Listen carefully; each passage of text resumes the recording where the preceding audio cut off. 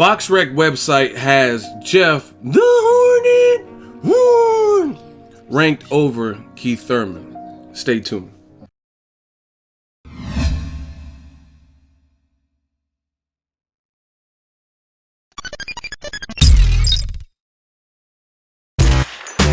Boxingego here. If you like this video, make sure you hit the like button and also subscribe to the channel and hit the bell icon on the top of your screen to get notified when the latest new content drops. What up, fight world? It's your boy Ego and I'm back with some more boxing. Make sure you smash the like button, also subscribe to the channel for the latest and greatest. Now, I gotta start off with a real quick disclaimer. First of all, I want to say this is not a diss video to Boxrec. I actually use the website. I use it frequently. They're definitely reliable when it comes to dates and times, and you want to look up information, someone's past fight outcomes, stuff like that. So I do use the website. There's no fronting about that. However, I gotta talk about this because I've seen it. Actually, people sent it to me, and then I took a deeper gander. And Boxrec, they have this pound for pound list, and I will, just to give you guys full disclosure, I don't know what they do to create. From what I was hearing, some people were saying that they don't have the staff pick the pound for pound people. It's tabulated some kind of way through some kind of mechanical scoring or whatever. But the pound for pound list is egregious.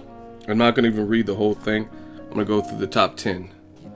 Boxrec in at number 1, Saul Canelo Alvarez. In at number 2, Andre SOG Ward. So that right there already raises a red flag. How and why is Andre Ward behind Canelo before he fought Golovkin? Maybe, just maybe, if he beat Canelo, beat Golovkin or something, and you're like, you know what? That performance was stellar. He knocked out Golovkin. He's pound for pound. Maybe. But he's there right now. The fight's not till September 16th. Let's continue. Number 3, Terrence Bud Crawford. 4, Vasyl Lomachenko. 5, Gennady Golovkin. 6, Anthony Joshua. 7, Shinsuke Yamanaka from Bantamweight division. 8, Jeff Horn. 9, Keith Thurman. And 10, Manny Pacquiao. And then behind him, there's Leo Santa Cruz, Framptons, and Stevensons. Miguel Berchelt. I don't know how the fuck he's on there. Not to say, and this is no shade, every guy on here has some level of skill, be it offensive, be it a complete fighter. These are good fighters on here, but I mean, Miguel Berchelt, he beat a champion, Francisco Vargas, in January. Good win for him. He's fighting Takashi Miura, so the guy's clearly down to scrap. I have no beef with that, but pound for pound, you know what I mean? Above Danny Garcia, who has a better resume, Danny Garcia or Miguel Berchelt? So again, full disclosure, I don't know how Boxrec comes up with this, but at this point, it doesn't really matter because the system, whatever system they're using, to me, is fully flawed. Now you guys see why when it comes to, everyone's like, oh, on Monday Mail Day, do a pound for pound list. That's why I don't do it. It's all subjective. HBO's telling me Lomachenko with 9 fights, who's fighting a guy from a lower division coming off a loss where he was knocked down and lost to another guy. Lomachenko beat Nicholas Walters. Oscar Valdez beat him more recently in April.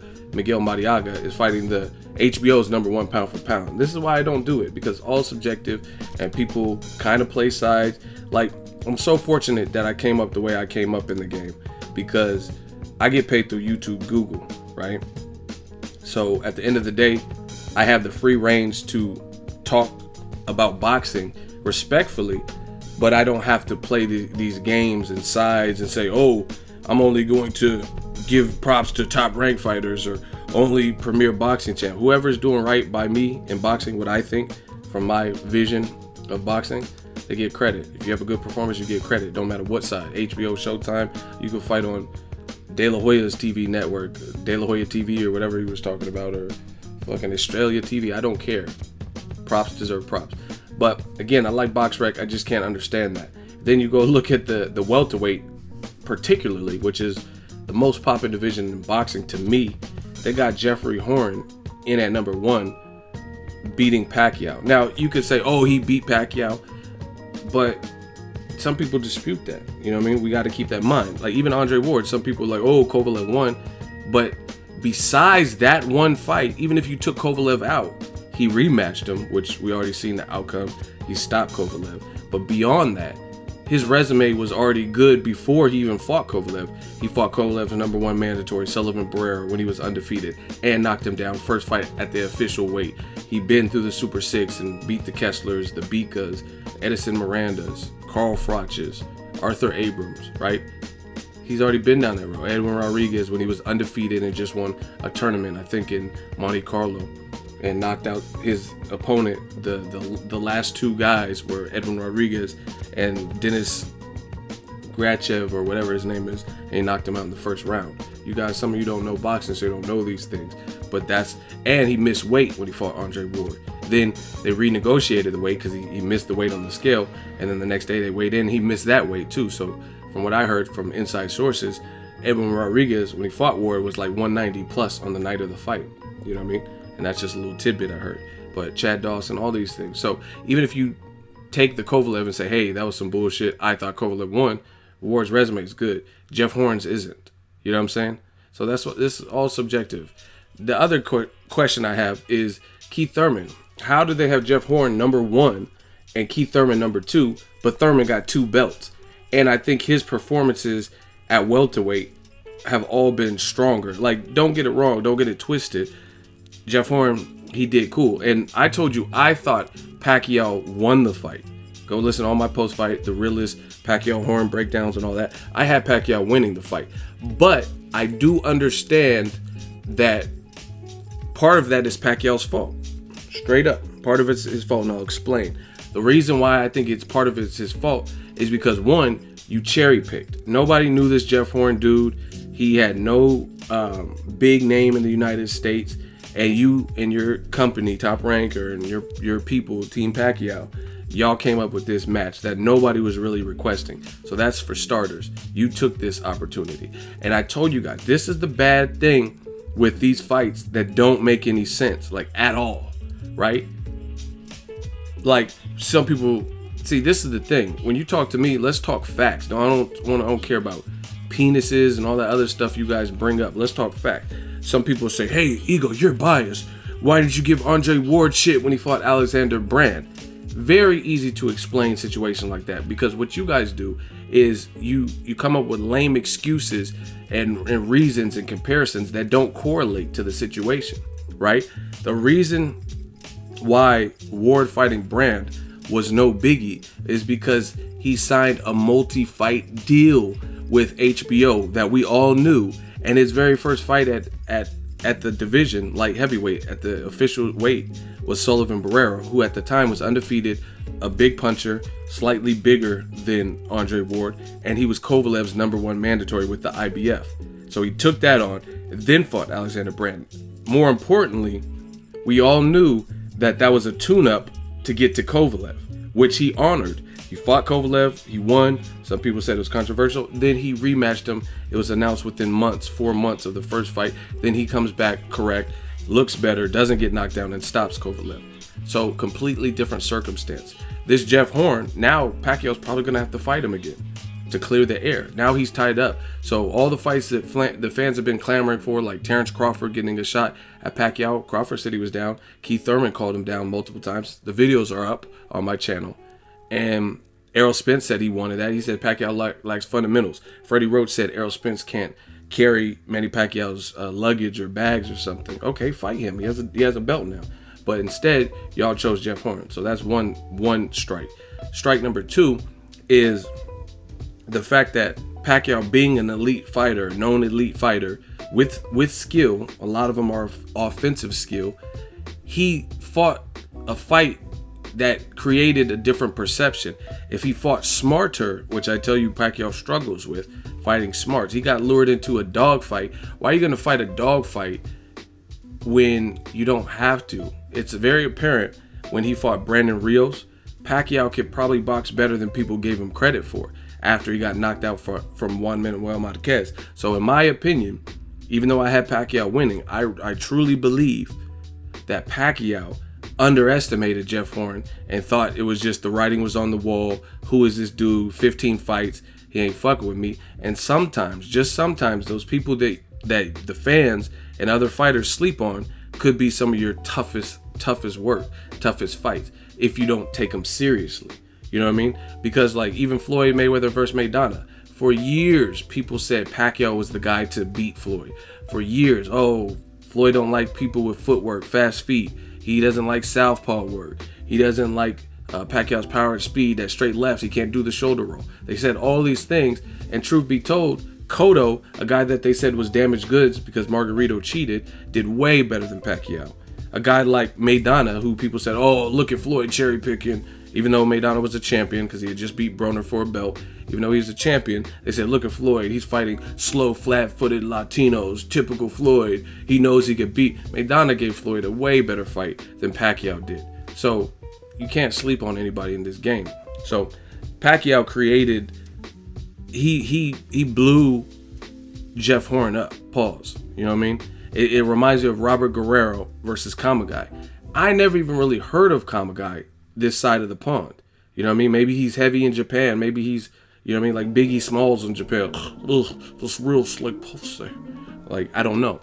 But over here, I hadn't really heard of him, right? And Robert Guerrero basically gave him a name by making him, like, fighting a war with him. And people were like, damn, this dude got a chin. This dude's coming. He's cool. And that's kind of what Pacquiao does. You should know better. You're elite. Pacquiao's elite.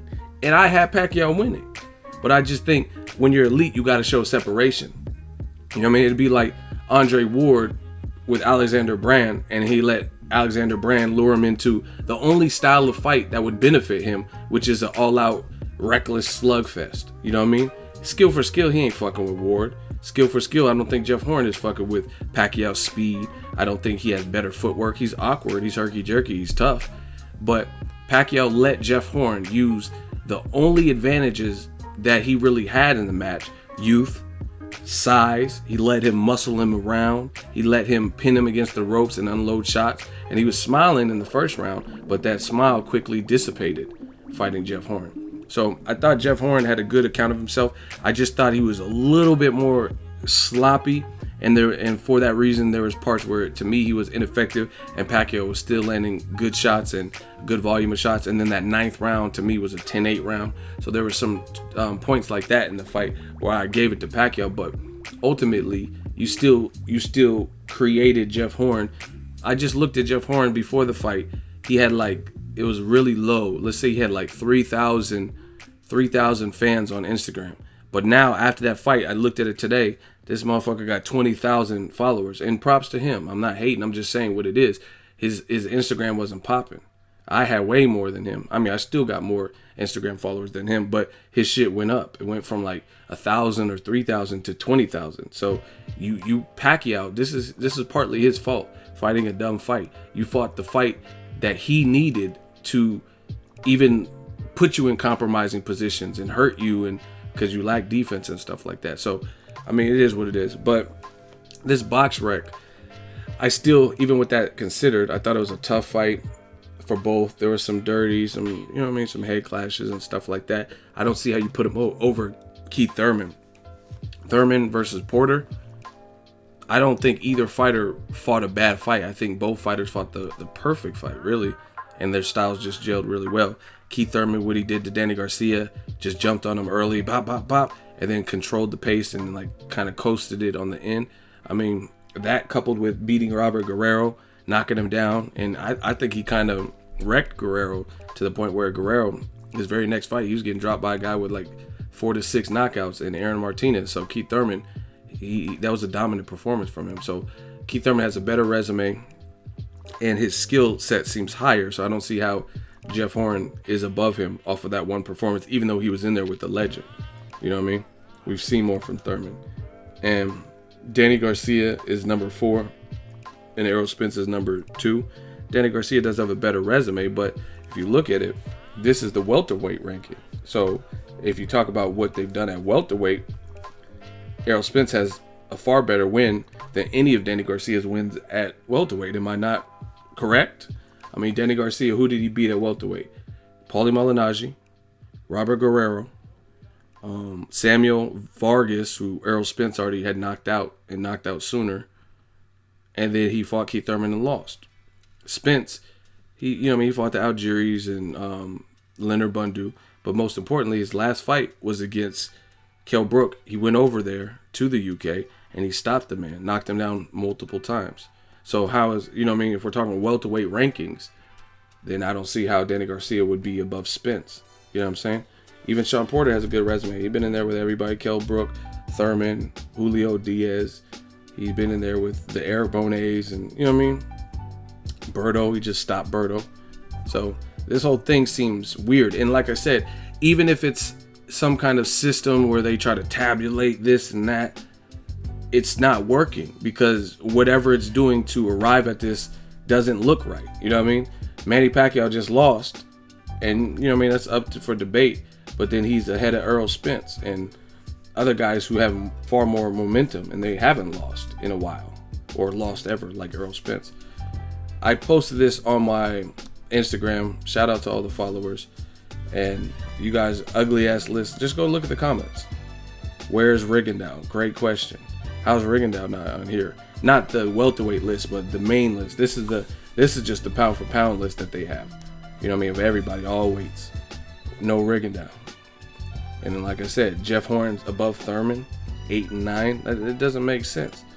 So, not really sure how Boxrec. If you guys know how Boxrec arrives at this list, go look at it. Look at all the fans. It's not even just me. This is everybody. Boxrec pound for pound list is alternate facts. So, to answer your question, all the people that ask me, "Oh, what's your pound for pound?" I don't do one. And this is why. HBO's telling me it's Lomachenko's number 1. ESPN will be like Chocolatito's number 1. Boxrec is telling me that Canelo's above Ward and Jeff Horn's above Keith Thurman. How?